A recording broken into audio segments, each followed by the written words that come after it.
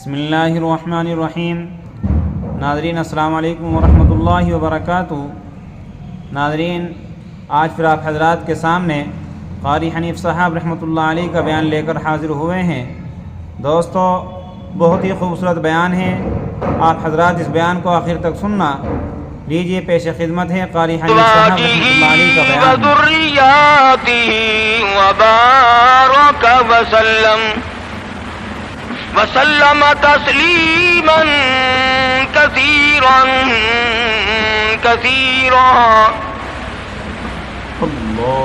اما بعد فاعوذ باللہ السمیع العلیم من الشیطان الرجیم۔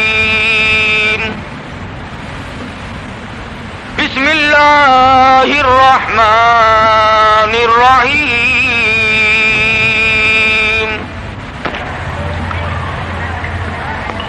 اذا جاء نصر اللہ والفتح ورأيت الناس يدخلون في دين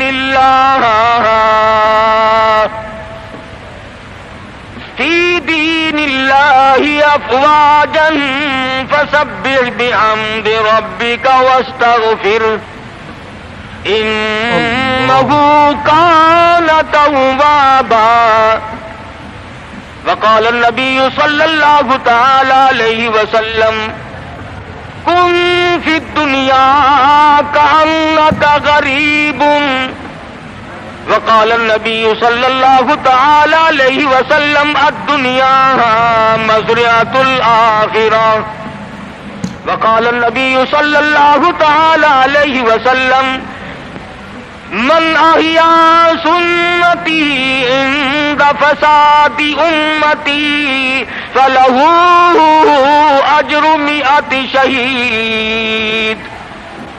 وقال النبي صلى الله تعالى عليه وسلم من صلى علي واحدة صلى الله عليه 10 مرات۔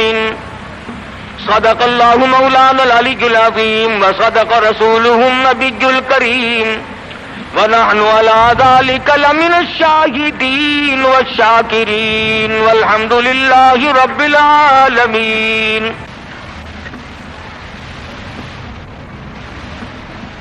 محترم بزرگوں، عزیز دوستو، حضرت محمد الرسول اللہ صلی اللہ تعالی علیہ وسلم کی تشریف آوری تھی۔ آپ نے تشریف لا کر دنیا بنی نو انسان کو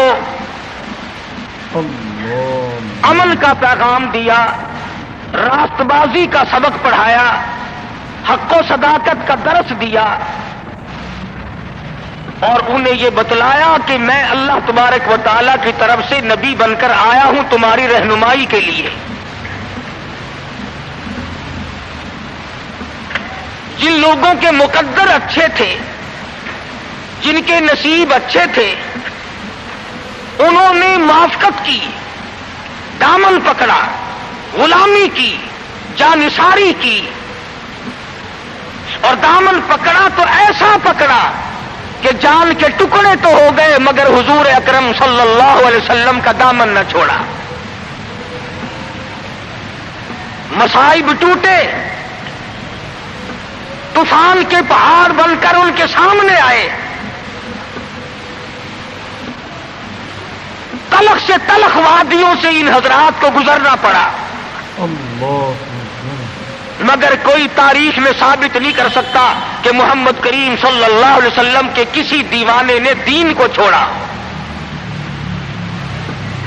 امیر تھا یا غریب تھا، مرد تھا یا عورت تھی، کوئی بھی تھا، اور کیوں نہ ہو، جب ان کے سامنے محمد مصطفیٰ صلی اللہ علیہ وسلم دکھ اٹھایا کرتے تھے، صحابہ کرام کی جان نکل جاتی تھی۔ مکہ مکرمہ ہے، اللہ پاک ہر مسلمان کو زیارت نصیب فرمائے، آمین کہہ دو۔ مسلمانوں کی تعداد بڑی کم ہے، بہت تھوڑی سی تعداد ہے، کفر کفر زوروں پہ ہے، جہالت نے انگڑائیاں لے رکھی ہیں، اور وہ دار الندوہ میں بیٹھ کر مشورے کرتے ہیں کہ اس نبوت کے مشن کو ختم کیا جائے۔ قرآن کریم نے ان لوگوں کے مشوروں کو بھی نقل کر دیا، فرمایا وَإِذْ يَمْكُرُ بِكَ الَّذِينَ كَفَرُوا لِيُثْبِتُوكَ۔ محمد صلی اللہ علیہ وسلم کو قید کر دو، ان کی تحریک ختم ہو جائے گی، ان کا مشن ختم ہو جائے گا۔ او یخرجوک، یا انہیں جلا وطن کر دو، دیش نکالا دے دو۔ او یقتلوک، سرے سے قتل کر ڈالو، نبوت کو دنیا میں سے بے نام و نشان بنا دو۔ اللہ پاک فرماتے ہیں تم نے بھی تدبیر بنائی، تم نے بھی تجویز کی، وَيَمْكُرُونَ وَيَمْكُرُ اللَّهُ،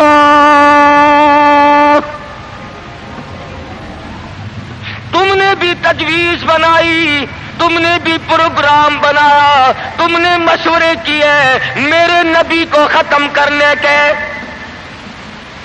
تم ختم کرنے کے پروگرام بناؤ، میں حفاظت کا پروگرام بنائے بیٹھا ہوں۔ واللہ خیر الماکرین، پھر دیکھیں گے کس کی تجویز کارگر ہے، کون آگے نکلتا ہے۔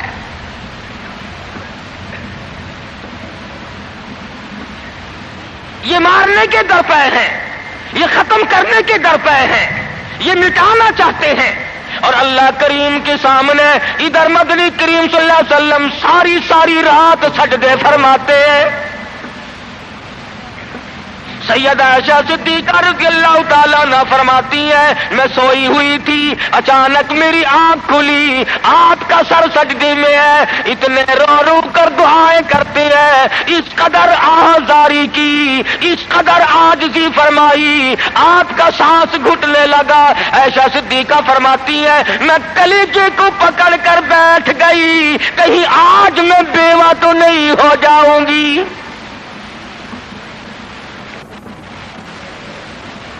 دعائیں مانگتے ہیں میرے پروردگار میری امت کو معاف کر دے، میری امت کو بخش دے۔ آواز آتی ہے او میرے کالی کملی والے، او محبوب رویا نہ کر، اتنا پریشان نہ ہوا کر۔ وما کان اللہ لیعذبہم وانت فیہم وما کان اللہ معذبہم وہم یستغفرون۔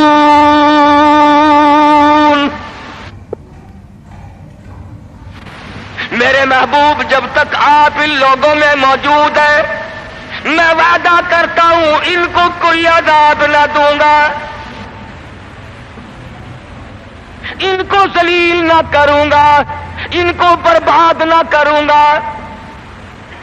اور میرے پروردگار موت تو برحق ہے، موت تو سب کی آئے گی، میں تو یہ وعدہ چاہتا ہوں میرے بعد کی آنے والی، میں جب پردہ کر جاؤں، جب میں رخصت ہو جاؤں، میرے بعد میں جو امت بچے اس کو بھی عذاب نہ دے۔ آواز آئی محبوب تیرے آنسو مجھ سے دیکھے نہیں جاتے۔ وما کان اللہ معذبہم وہم یستغفرون۔ جو استغفار کرنے والے لوگ ہوں گے، جو مجھے منانے والے لوگ ہوں گے، جو معافی طلب کرنے والے لوگ ہوں گے، میرے محبوب میرا تو سے وعدہ ہے، مجھے اپنی کبریائی کی قسم میں انہیں بھی برباد نہیں کروں گا۔ امت کے لیے رات دن دعائیں مانگی، رو رو کر دعائیں مانگی۔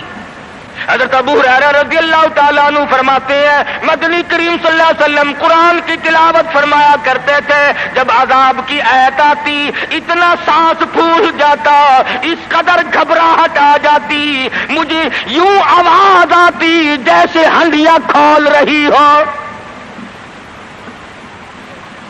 نبی ساری رات روئے، نبی کے قدموں پہ ورم آ گئے، ساری رات قرآن کی تلاوت کی، امت کی رات فلم میں گزرتی ہے، امت کی رات ٹیلی ویژن پہ گزرتی ہے، امت کی رات بدماشی میں کٹ رہی ہے، امت کی رات بدکاری میں کٹ رہی ہے، سفید داڑھی ہو گئی، قبر کی تیاری ہے، آج تک یہ نہ سوچا ثم لم يتوبوا فلهم عذاب جہنم ولهم عذاب الحریق، جلا دینے والا عذاب تباہ کر دے گا۔ کون اس سیرت کو پڑھے؟ قرآن جو سیرت بیان کرتا ہے، کوئی کیا سیرت بیان کرے گا؟ صحابہ اکرام نے جن کی آنکھوں نے حضور کا حال دیکھا،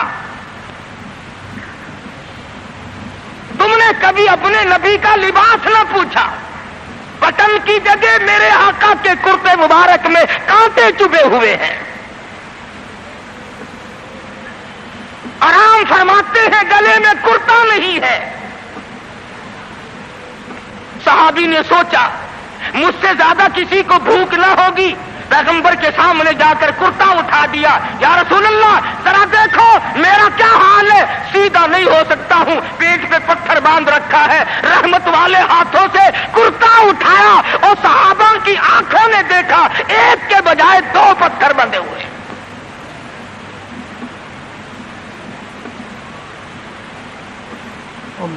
ابو ایوب انصاری رضی اللہ تعالیٰ عنہ کا مکان ہے،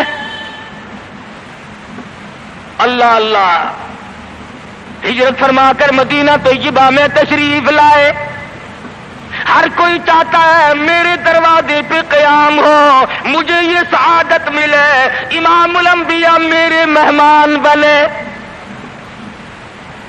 مدینے میں پہنچے، سب نے تمناؤں کا اظہار کیا، اپنی خواہشات کا اظہار کیا، صحابہ رو رہے ہیں، اے کاش یہ دولت مجھے مل جائے، فرمایا چھوڑ دو، میری اونٹنی جہاں بیٹھ جائے گی میں وہیں ٹھہروں گا، میں وہیں کا مہمان بنوں گا۔ جن گھروں میں بسترے تھے، جن گھروں میں کھانے تھے، جن گھروں میں اہتمام تھا، انتظام تھا، اونٹنی چلتی گئی چلتی گئی چلتی گئی، ابو ایوب انصاری کے دروازے پہ جا کے بیٹھ گئی۔ ابو ایوب انصاری کے گھر میں 3 دن کا پہلے سے فاقہ ہے۔ اور مسلمان تو آج مہمان بھی بڑے آدمی کا بن کے راضی ہے، بیٹی دینے کے لیے بڑے آدمی ڈھونڈتا پھرتا ہے، لڑکے کے لیے دلہن تلاش کرنے کے لیے بڑے آدمی ڈھونڈتا پھرتا ہے، رشتے ناتوں کے لیے بڑے بڑے تلاش کرتا ہے، ہر مقام پہ تیری بڑوں پہ نظر ہے، تو غریب پہ نظر ڈالنا چھوڑ گیا۔ مدنی کریم صلی اللہ تعالی علیہ وسلم کا مدینے میں قیام ہے، اللہ کے حکم سے قیام ہے، اللہ میاں نے ٹھہرایا، ابو ایوب انصاری کے مہمان بنایا، جس گھر میں 3 دن کا پہلے سے فاقہ موجود ہے۔ عرض کرنے لگا میرے آقا آپ اوپر قیام فرمائیں گے یا نیچے قیام فرمائیں گے؟ فرمایا ہمیں آنے جانے میں تکلیف ہوگی، ہم اوپر نہیں جاتے، ہم نیچے رہیں گے، بال بچوں کو اوپر لے جاؤ۔ نبی ابو ایوب انصاری رضی اللہ تعالی عنہ کے بال بچوں سے اعتراض فرماتے ہیں اوپر چلے جاؤ، ہم نیچے ٹھہریں گے تاکہ پردہ کرانے میں بار بار ہمیں تکلیف نہ اٹھانی پڑے۔ اور نبی اپنے امتی کی بیوی کی عزت کو، آبرو کو کتنا عزیز رکھتا ہے، اور آج مسلمان جو ہے وہ سڑکوں پہ گھسیٹے پھرتا ہے۔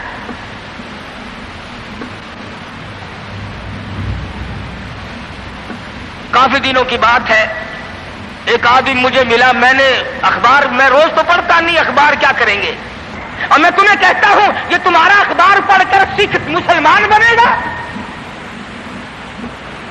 یہ تمہارا اخبار پڑھ کر چوڑا چمار ہندوستان کا بنیا اور ہندو وہ اسلام لائے گا۔ میں ابھی 80 میں جب ہندوستان گیا، پٹیالے شہر میں ظہر کی نماز جب میں پڑھ کے نکلنے لگا، ایک عورت نے میرا یہاں سے ہاتھ پکڑا اور کہنے لگی مولوی تو پاکستان سے آیا؟ میں نے کہا بہن پاکستان سے آیا ہوں. رو پڑی اور کہنے لگی وہ محمد ابن قاسم کب آئے گا؟ تم سارے مر گئے، سید کی بیٹی ہو، سکھ کے گھر میں 34 برس ہو گئے خنزیر کھاتے ہوئے، اور کب چھڑاؤ گے؟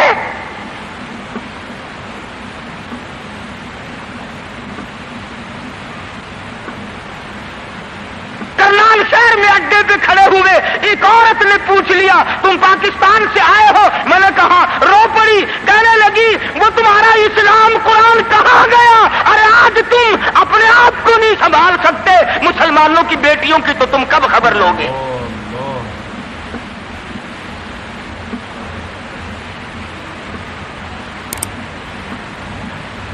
مدنی کریم صلی اللہ تعالی علیہ وسلم فرماتے ہیں ہم نیچے قیام کریں گے، تم اوپر چلے جاؤ. ابو ایوب انصاری اوپر تشریف لے گئے. دل میں خیال آیا نبی کا حکم ملا، میں اوپر آ گیا. ادب کے خلاف ہے میں اوپر بیٹھوں، میرے آقا نیچے ہے.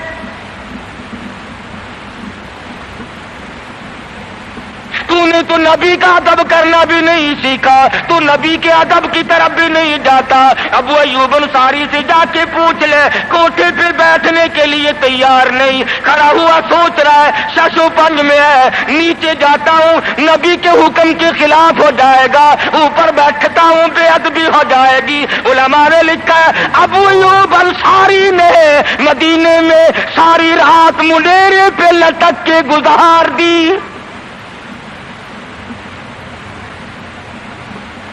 تمام رات ابو ایوب انصاری رضی اللہ تعالی عنہ منڈیرے پہ لٹک کے رات پوری کر دیتا ہے. نیچے جاتا ہوں نبی کے حکم کے خلاف ہوگا، اوپر بیٹھتا ہوں بے ادبی ہوگی. ارے نہ بیٹھا نہ نیچے گیا، ساری رات لٹک کے گزار دی.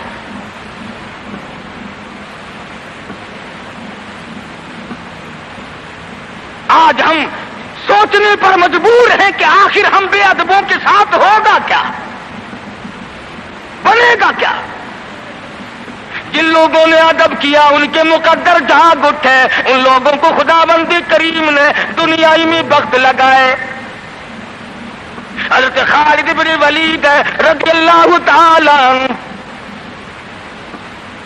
اطلاع دی گئی، خبر ملی کہ عیسائی سردار عیسائی بادشاہ 1.5 لاکھ کے قریب فوج لے کر مسلمانوں پہ حملہ کرنے کے لیے آیا ہے.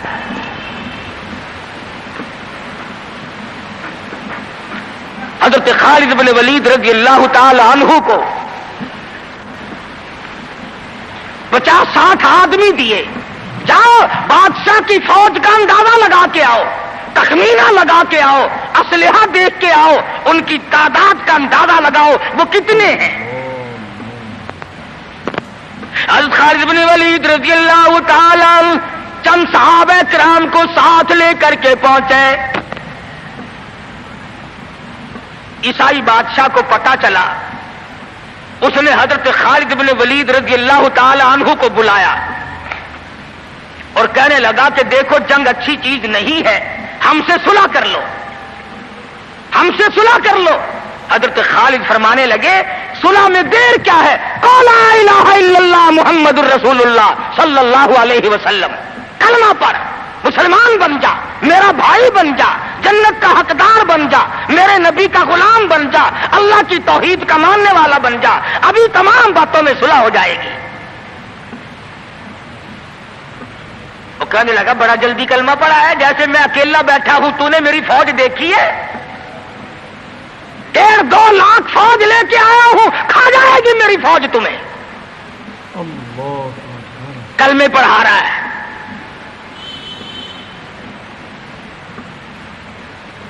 حضرت خالد کو کہنے لگا تجھے پتا نہیں تو کس کے سامنے کھڑا ہے؟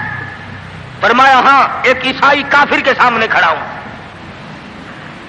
وہ کہنے لگا ہے کوئی جلاد؟ فوراً تلوار لے کر حاضر ہو گئے، کہا اس گستاخ کی گردن کاٹ مارو. حضرت خالد کے ساتھ 2 آدمی اور تھے، انہوں نے یہ نہیں کہا ہے جی اجی ہم تو یوں ہی بات کر رہے تھے جی، اجی آپ برہم ہو گئے، اجی حضور آپ ناراض ہو گئے۔ حضرت خالد نے یہ نہیں فرمایا کہ باہر والوں کو اطلاع کر دو، وہ 50-60 آدمی تو ہمارے ساتھ مل جائے۔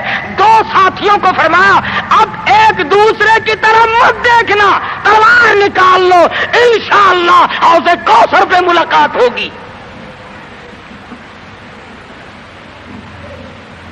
3 آدمی 1.5-2 لاکھ کے مقابلے میں ٹکرا گئے، یہ نہ سوچا کہ ہوگا کیا۔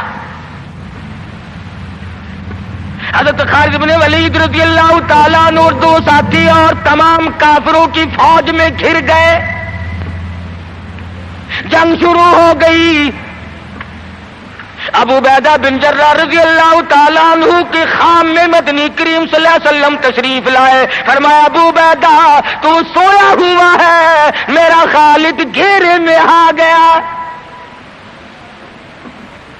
گھبرا کے اٹھے، شور مچایا، لوگوں جلدی کرو پہنچو، خالد گھیرے میں ہے۔ حضرت خالد کی بیوی ام تمیم سنتی ہے، کہنے لگی نہیں مجھے یقین نہیں آتا، میرا خالد گھیرے میں آنے والا نہیں، آ ہی نہیں سکتا۔ گھر میں کھڑی ہو کر چاروں طرف نظر مارتی ہے، دیکھتی کیا ہے؟ وہ ٹوپی جس میں امام الانبیاء محبوب کبریا حضرت محمد مصطفیٰ صلی اللہ تعالی علیہ وسلم کے منہ مبارک رکھے ہوئے تھے، وہ بھول آئے۔ ام تمیم کہتی ہے خالد تو ضرور گھیرے میں آ گیا، تیری ٹوپی یہاں رہ گئی۔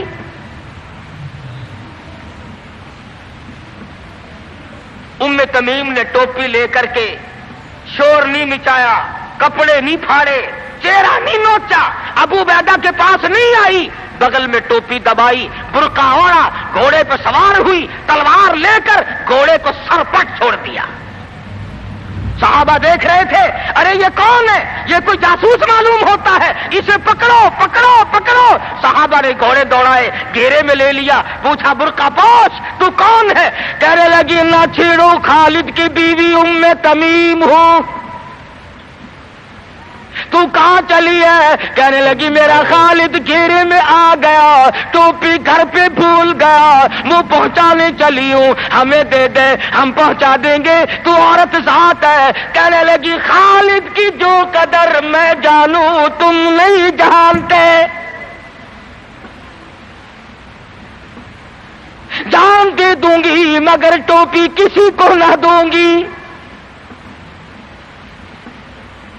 نکل پڑی، آ کے دیکھا تلواریں چل رہی ہیں، گاجر مولی کی طرح آدمی کٹ رہے ہیں، حضرت خالد بن ولید بیچ میں ہے۔ ام تمیم نے تلوار نکال کر چلانی شروع کر دی، گاجر کی طرح لوگوں کو کاٹ مارا۔ خود حضرت خالد کہتے ہیں او میرے ساتھیوں، اس نوجوان کو پہچانو، اس برقع پوش کو پہچانو، اس نقاب پوش کو پہچانو، یہ کون ہے؟ جب سامنے گئی، نقاب اٹھا کے کہنے لگی خالد تیری بیوی ام تمیم ہوں، یہ ٹوپی بھول آئے ہو، پہنچانے آئی ہوں۔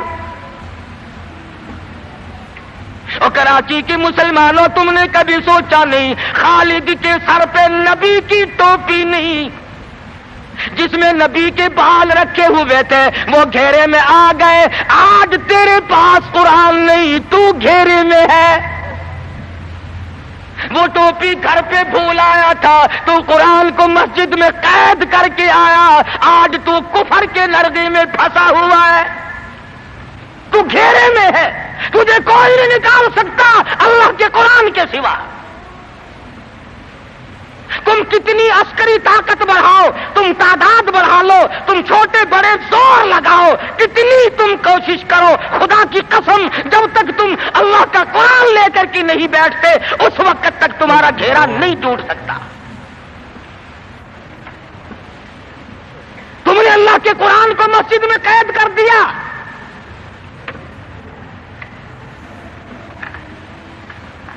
نہ اس کو ایوان صدر میں جگہ دی، نہ مارکیٹ میں جگہ دی، نہ محلے میں جگہ دی، نہ برادری میں جگہ دی، نہ خاندان میں کوئی جگہ دی۔ تمام کو اکٹھا کر لو گے، اللہ کے قرآن کو پوچھنے والا کوئی نہیں۔ کون کون پوچھے؟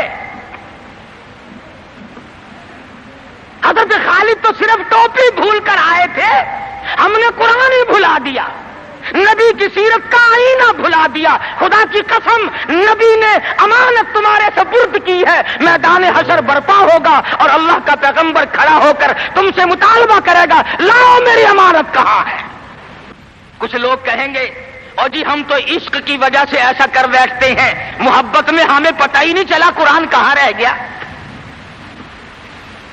محبت میں ہمیں پتہ ہی نہیں چلا قرآن رہ کہاں گیا۔ اور تجھے کیسی محبت ہے، تجھے کیسا عشق ہے کہ تجھے آج تک پتہ نہیں چلا؟ عشق تو صحابہ کرام کو تھا۔ مدینہ منورہ ہے، اللہ پاک ہر مسلمان کو مدینہ پاک کی زیارت نصیب فرمائے۔ خدا کی قسم، مدینے کی ہوا میں جو خوشبو ہے تمہاری، وہ کستوری میں نہیں ہو سکتی، وہ مشک میں نہیں ہو سکتی، وہ عنبر میں نہیں ہو سکتی، وہ زعفران میں نہیں ہو سکتی۔ ارے مدینے کی ہوا میں جو خوشبو ہے، جو گنبد خضرا سے ٹکرا کر آتی ہے، اس ہوا میں خوشبو بھی نرالی ہے۔ صحابہ کہتے ہیں کہ جب ہم نبی صلی اللہ علیہ وسلم کو تلاش کرنے کے لیے نکلتے تو کسی سے پوچھتے نہیں پھرتے تھے، بلکہ مدینے کی ہوا بتاتی تھی، ادھر آؤ ادھر آؤ، حضور ادھر تشریف لے گئے۔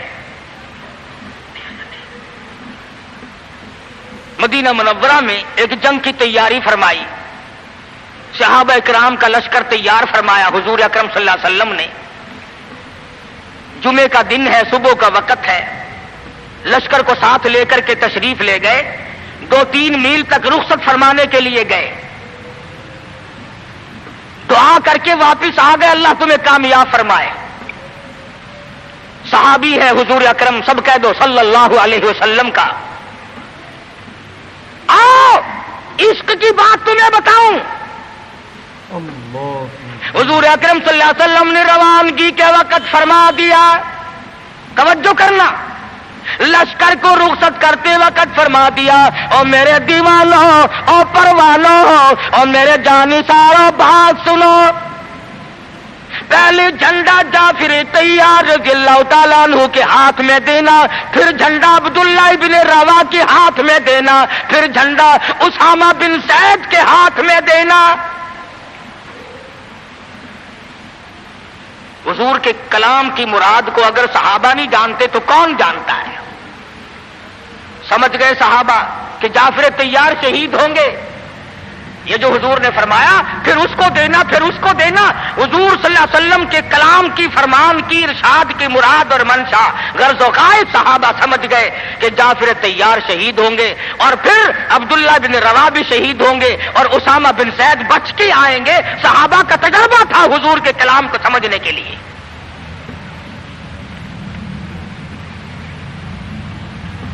عبداللہ ابن روا رضی اللہ تعالیٰ عنہ نے سوچا کہ تسلی تو میری ہو گئی کہ میں شہید ہوں گا، اس جنگ میں واپس نہیں آؤں گا، مگر چلو جمعے کا دن ہے، سواری میری بڑی تیز ہے، میں آخری جمعہ سرکار دو عالم صلی اللہ علیہ وسلم کے پیچھے کیوں نہ پڑھوں اور جمعہ پڑھ کے جاؤں گا، ایک مرتبہ اور اپنے آقا کا دیدار کروں گا۔ واپس مدینے میں آئے، گھر نہ گئے، بیوی بچوں میں نہ گئے، باغ و بہار میں نہ گئے، فصل باڑی میں نہیں گئے، لوگوں میں نہیں گئے، سیدھے مسجد نبوی میں تشریف لائے۔ جمعے کی نماز کے بعد مدنی کریم صلی اللہ علیہ وسلم سے سلام کیا، حضور نے فرمایا عبداللہ میں نے تو تجھے صبح رخصت کیا تھا لشکر کے ساتھ، تجھے صبح روانہ کر دیا تھا، تو چلا گیا تھا فوج کے ساتھ۔ عرض کیا یا رسول اللہ میرے ماں باپ قربان ہو جائیں، آپ کے فرمان سے میں نے یہ اندازہ لگایا کہ میں شہید ہو جاؤں گا، میرا یہ آخری جنگ ہے، یہ آخری جہاد ہے۔ میرے دل میں ایک بات آئی، آج جمعے کا دن ہے، اپنے آقا کے پیچھے جمعہ بھی پڑھوں، آخری جمعہ پڑھوں اور آخری دیدار کر کے جاؤں۔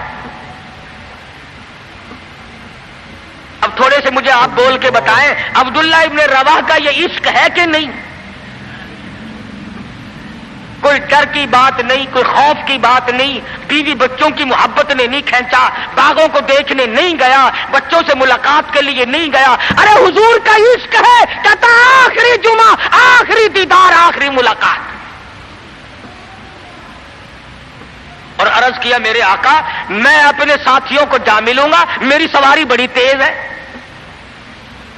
امام الانبیاء محبوب کبریا حضرت محمد مصطفیٰ صلی اللہ علیہ وسلم کا چہرے انور سرخ ہو گیا۔ فرمایا عبداللہ تو ساتھیوں کو نہیں مل سکتا، نہیں مل سکتا، جب تیرے ساتھی جنت میں جائیں گے 500 سال بعد میں بہشت میں جا سکے گا۔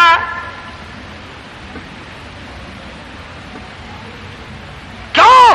اس لیے چاہے تم عشق کے تحت آئے، محبت کی وجہ سے آئے، جذبے کی وجہ سے آئے، جمعے کے لیے آئے، میرے دیدار کے لیے آئے، میری ملاقات کے لیے آئے، جب میں نے رخصت کر دیا تھا میرے حکم میں تاخیر کیوں کی؟ پتا چلا عشق بھی وہ مقبول ہے جو حضور کی غلامی کے اندر اندر ہو۔ غلامی سے باہر جو عشق ہے وہ عشق نہیں، وہ فریب ہے، وہ دجل ہے۔ آج آپ دیکھ لیں،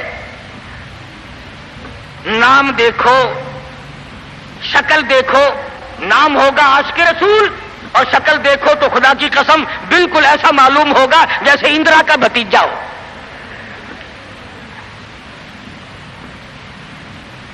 پہچان نہیں سکے گا آدمی۔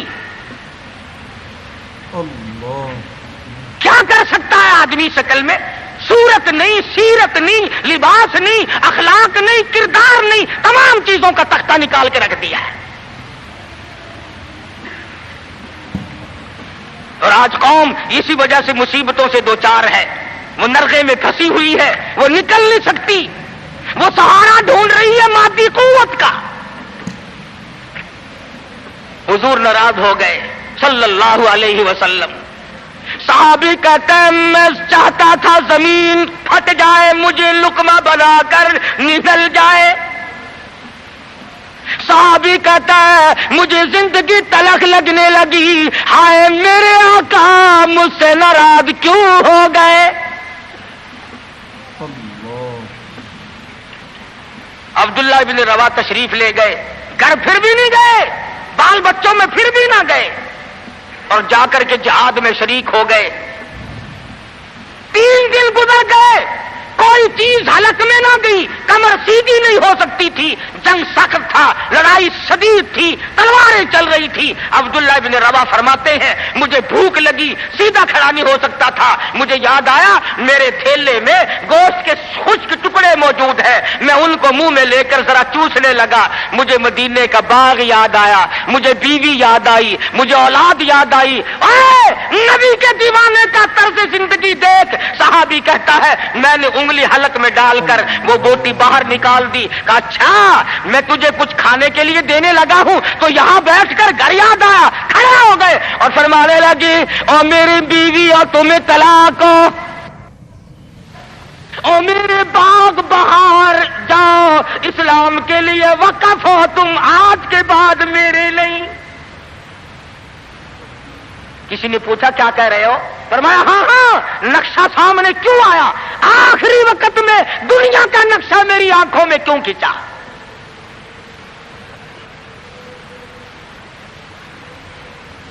صحابی نے اپنے دل میں تصور بھی لانا اچھا نہ سمجھا، میری عاقبت خراب نہ ہو جائے، میری آخرت نہ بگڑ جائے۔ عبداللہ بن روا تلوار لے کر کھڑے ہو گئے، کسی نے لکھا 3 دن کا، بعض نے لکھا 5 دن کا بھوکا صحابی ٹکڑے ہو گیا۔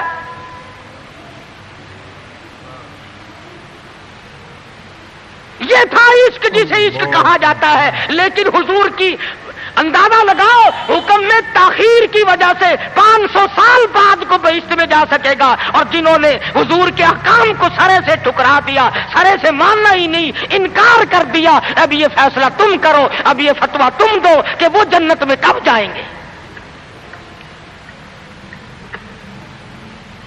امام الانبیاء محبوب کبریا حضرت محمد مصطفیٰ صلی اللہ تعالی علیہ وسلم کے دیوانوں نے حد کر دی، پروانوں نے حد کر دی، جس صورت سے بھی ان کو لگایا گیا اسی صورت سے وہ آگے بڑھتے رہے۔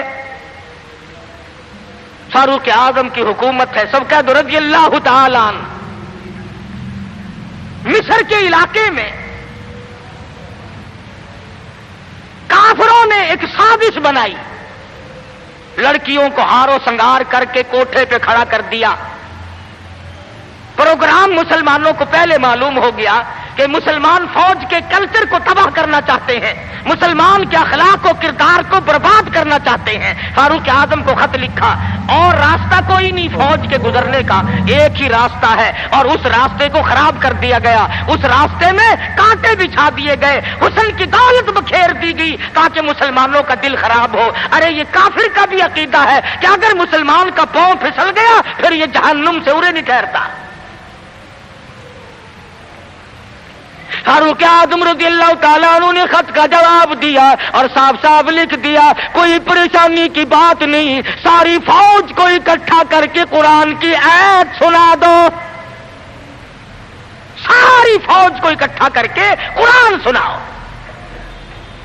चुनाचे कमांडर ने, सिपा सालार ने फौज को इकट्ठा किया और कुरान करीम सुना दिया, वकुल्लिल मुमिनीन यगुद्दू मिन अबसारिकुम वयाफदू फुरूजकुम ज़ालिकुम अज़का लकुम इन्नल्लाह खबीरुम बिमा यसनऊन। मुसलमानों, अपनी नजरों की हिफाजत करो, अपने ईमान की हिफाजत करो। अगर तुम कुनखी आंखों से भी देखोगे खुदा तुम्हारी साथ है, वो तुम्हारी तमाम हरकतों को देखता है। बस एक कुरान की आयत सुनाई, सबीना नहीं हुआ था, सारा कुरान नहीं सुनाया, एक आयत सुनाई है मुसलमान फौज को और फिर हुक्म दिया गुजरो उसी इलाके से जहां ये तमाम साजिश की गई है। सहाबा गुजर रहे हैं, ताबीन मुसलमान गुजर रहे हैं, तालियां बजती हैं, डांस होता है, झनकार है, गाना बजाना है, तमाम मुसलमान गुजर गए। लड़कियां कहने लगी, आए और जाने वालों, तुम सारे अंधे तो नहीं, इस हुस्न को कोई तो देखो। सर उठाते नहीं। एक मुसलमान सिपाही गुजरता गुजरता कहने लगा, कोई कैसे देखेगा, सारे के सारे अल्लाह का कुरान सुन के आए हैं, सारे कुरान पाक सुन के आए हैं, ये देखेंगे कैसे। लड़कियां कहने लगी, वो कुरान कैसा है, उसमें कितनी कुव्वत है, उसमें कितनी ताकत है, उसमें कितनी इस्तिदाद है, उसमें कितनी पावर है जो ऐसे हुस्न के नजारे से रोक दे, जो ऐसा हुस्न न देखने दे। और कहने लगे, और जाने वालों यूं न जाओ, वो कुरान करीम हमें भी सुनाते जाओ, सुनाओ हमें वो कुरान। एक मुसलमान सिपाही चलता भी जाता है, कुरान भी पढ़ता जाता है। तारीख शाहिद है, ईसाइयों की बेटियां थी, यहूदियों की लड़कियां थी, काफरों की बेटियां थी। अरे तड़प हो तो तड़प कर नीचे छलांग लगाई, और जाने वालों छोड़ के ना जाओ, हमें भी ये कुरान सुनाओ और हमें भी अल्लाह के बंदे बनाओ। एक आयत सुनकर इतना अमल किया, जिनको साजिश बनाया था वो तमाम लड़कियां मुसलमान होकर मुजाहिदीन के साथ साथ जाती हैं। आज सारा कुरान हमारे सामने है। और कुरान भी कैसा, जब कोई मर जाए कुरान खत्म करना, भाई कुरान खत्म करना, भला कुरान शरीफ कोई 2-3 वर्कों का जो खत्म करना है। 4-5 आदमी बैठ जाते हैं, वर्क गर्दानी की, पलट दी, अलट दिए, पलट दी, अलट दी। जब अंदाजा हुआ ना कि खाना तैयार हो गया, उन्होंने कहा साहब कुरान भी खत्म हो गया है।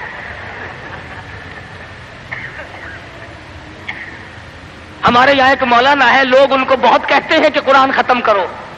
मेरी मुलाकात हुई, मैंने कहा हजरत जी आप तो दिन रात कुरान पढ़ते होंगे। उन्होंने कहा क्यों? हमने कहा सारे लोग आपके पास आते हैं, दादी मर गई कुरान पढ़ना, मासी मर गई कुरान पढ़ना, फूफी फौत हो गई कुरान पढ़ना। कहने लगे मैं इनके बात का नौकर हूं, 3 दफा कुल पढ़ता हूं।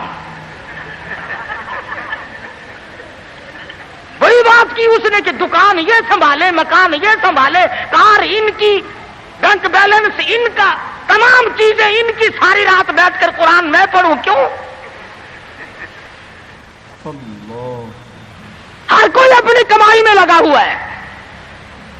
जो लोग मुल्तान जाते हैं उन्हें पता है कि चौक बाजार मुल्तान का सबसे बड़ा बाजार है।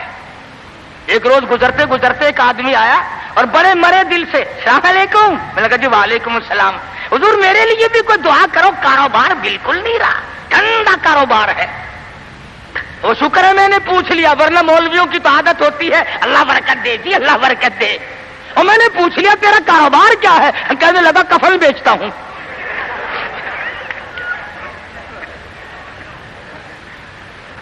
اور بدبخت میں نے کہا کاروبار بدل لے, لوگ مرے تو تیرا دھندا چلے. اس لیے لوگوں کو کہا کرتا ہوں کہ مولویوں کو شادیوں میں دیا کرو تاکہ یہ دعا کرے یا اللہ ایک ایک کی 4 شادیاں ہوں. اب مرے بغیر تم رسید نہیں دیتے, جب تک مرو گے نہیں مولوی کا گھر میں داخلہ بند. کیا کرے مولوی بیچارہ, کدھر جائے؟ سب کی بات یہ ہے.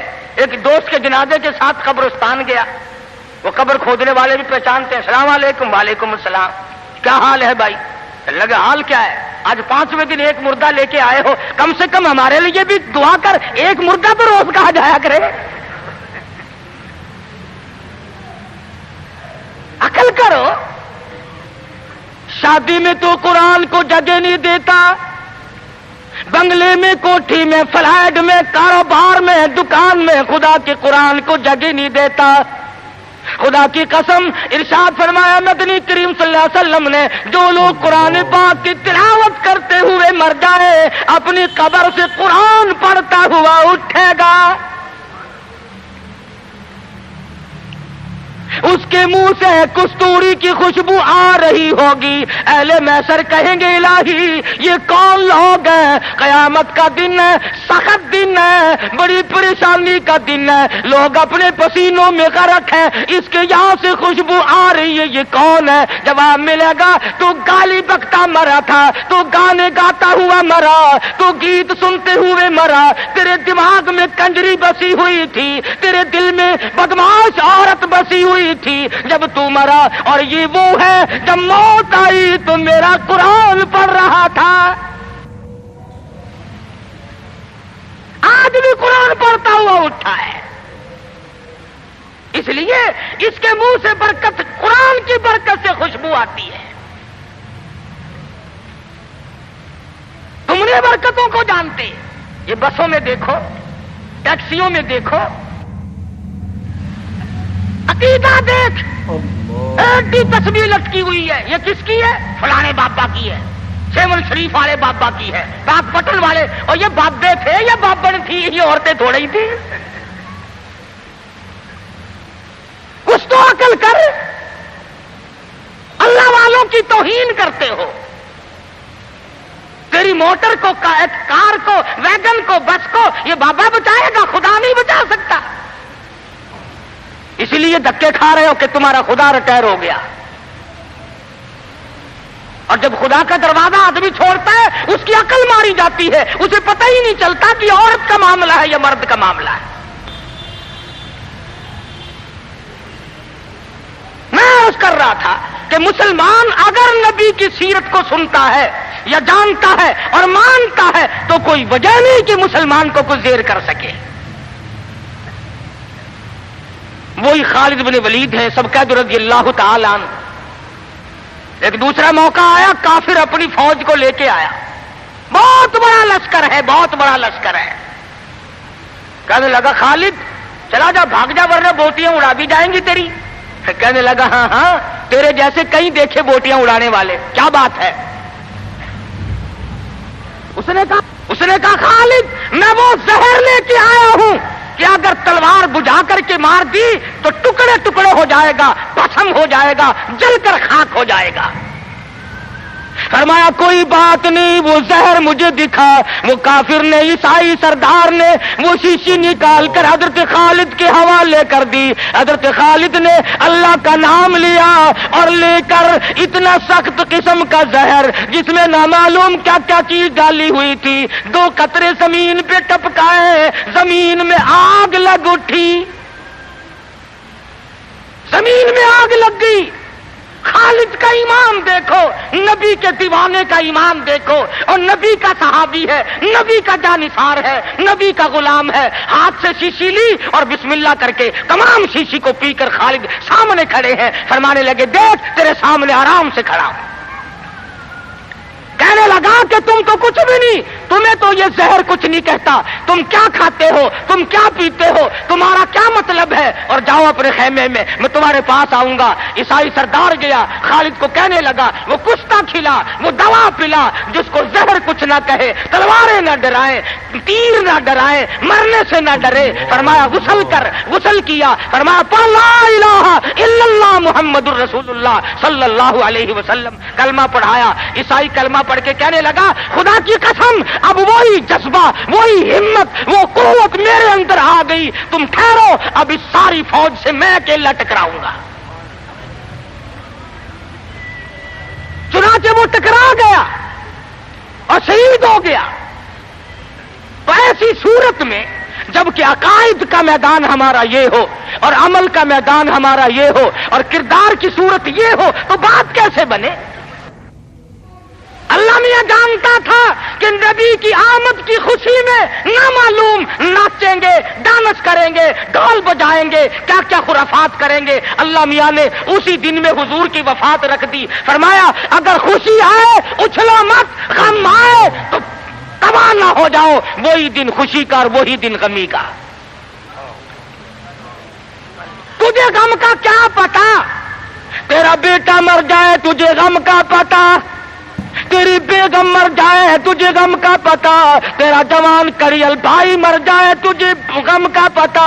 تو نے ماں کا صدمہ دیکھا ہوگا، تم نے باپ کا صدمہ دیکھا ہوگا، تم نے بیٹے کی موت کا صدمہ دیکھا ہوگا. خدا کی قسم جاؤ بلال سے جا کے پوچھو جب حضور رخصت ہوئے تیرا کیا حال بنا تھا. تو کیا جانے کہ صحابہ کرام پہ اس دن کیا بیتی.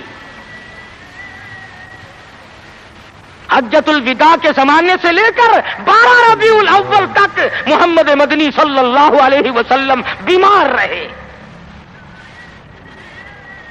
اگر اتنے دنوں آج کوئی بیمار پڑ جائے، مولویوں سے موت کی دعا کرانے لوگ مسجدوں میں پہنچ جاتے ہیں، اجی ذرا دعا کر دینا یا ادھر ہو یا ادھر ہو. بلکہ وہ ایک بات سنی تھی کہ ایک آدمی کا والد بیمار تھا، اس کا بیٹا مردہ نہانے والے کے پاس گیا. اس نے کہا ذرا چلو ابا جی کو غسل دینا ہے. کہ بھائی کب فوت ہوا؟ انہوں نے کہا جی آپ جائیں گے، پانی گرم کریں گے، کفن تیار کریں گے، انشاءاللہ اتنا مریض آئیں گے اور کیا ہے. پیش کی تیاری ہوتی ہے. یہ صحابہ تھے جنہوں نے جان کے قیمے بنوا کر کے حضور اکرم صلی اللہ علیہ وسلم کا دیدار کیا تھا. ان کی نظروں کے سامنے ان کے بچوں کو نیزوں کی نوک پہ لٹکا کر تڑپا کر مارا گیا، مگر کسی صحابی نے ایمان کا دامن نہ چھوڑا. آخری وقت ہے مرض الموت. ازواج مطہرات رضی اللہ تعالیٰ عنہن اجمعین کو جمع فرمایا. فرمایا اے ام حبیبہ، اے زینب، اے حفصہ، تمام کے تمام بخوشی اجازت دو میں اپنی بیماری کے دل ایسا صدیقہ کے حجرے میں گزار لوں. وہ کس طریقے سے اجازت مانگتے ہیں؟ ہمارے یہاں تو ساری زندگی اجازت کا سوال ہی پیدا نہیں ہوتا. گویا بیماری کے دن بھی گزارنے تھے اور ایسا صدیقہ کے حجرے کو قیامت تک کے لیے بہت بڑا مقام دینا تھا. بنیاد پڑ رہی ہے گنبد خضرا کی. سیدہ عائشہ صدیقہ رضی اللہ تعالی عنہا فرماتی ہیں آخری وقت تھا، پسینے آئے، گھبراہٹ طاری ہوئی. فرمایا میری عائشہ ٹھنڈے پانی کا پیالہ لے آ، میں سمجھی پانی پیئیں گے، میرے محبوب کو پیاس لگی ہوگی، میرے محبوب کو گرمی لگی ہوگی، میں پانی کا پیالہ لے کر حاضر خدمت ہوئی، اشارہ کر کے فرمایا یہاں رکھ دے، میں نے رکھ دیا، رحمت والا ہاتھ پانی میں بھگو کر اپنے منہ پہ چھینٹے مارنے شروع فرما دیے۔ عائشہ صدیقہ فرماتی ہے میرا جگر پھٹنے لگا، اور میرے محبوب کیا بنی، یہ گھبراہٹ کیسی، یہ پریشانی کیسی؟ فرمایا میری عائشہ تو نہیں جانتی موت کتنی گھبراہٹ والی ہے۔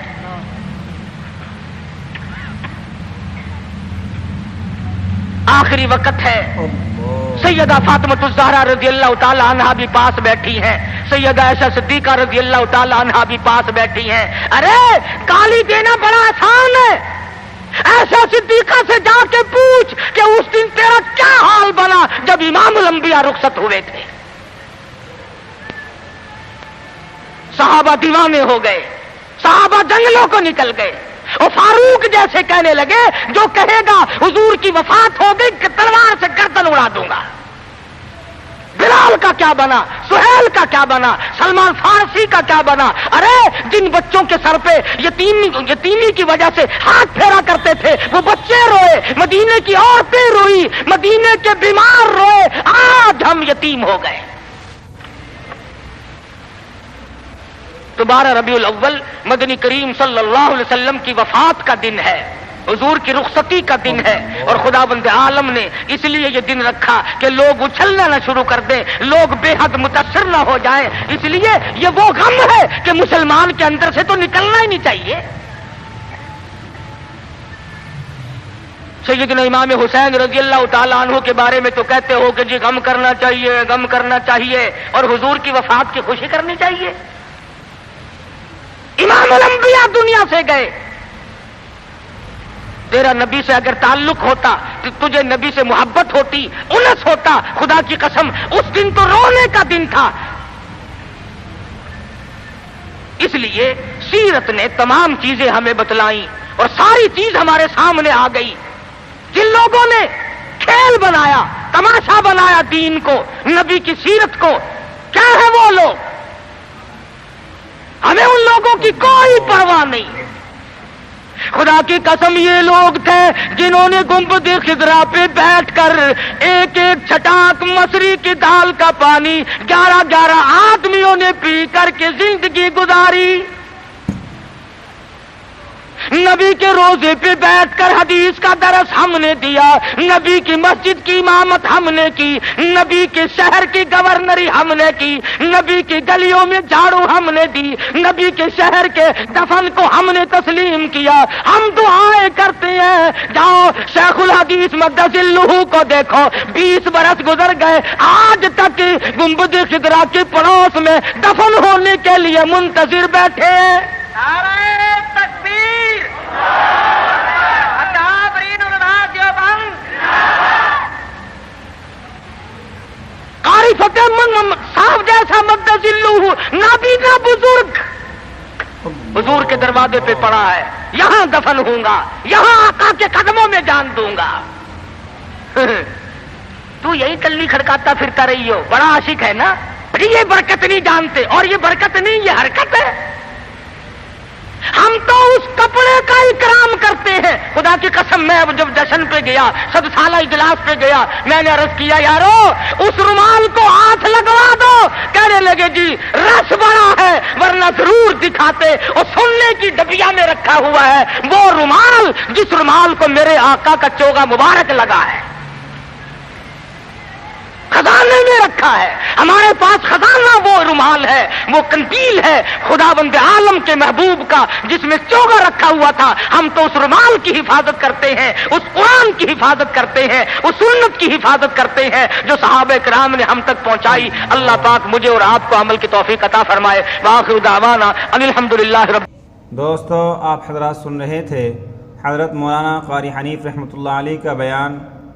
کتنے خوبصورت انداز میں حضرت بیان فرما رہے تھے، کس طریقے سے آقا علیہ الصلاۃ والسلام نے اپنی زندگی کو گزارا، اور رمضان المبارک کے مہینے کے اندر کیا کیا کرنا چاہیے، کس طریقے سے صحابہ اکرام رضی اللہ تعالی عنہم اجمعین نے اپنی زندگی گزاری، حضرت عمر فاروق رضی اللہ تعالی عنہ نے کس طریقے سے اپنی خلافت کے اندر کتنی بڑی بڑی جنگیں لڑی۔ دوستو، تمام صحابہ اکرام نے اس دین کے اوپر بہت بڑی بڑی قربانیاں دی ہیں، اور آج ہم لوگ اس دین کی قدر نہیں کرتے۔ کیونکہ ہمارا اس پر کچھ لگا نہیں ہے۔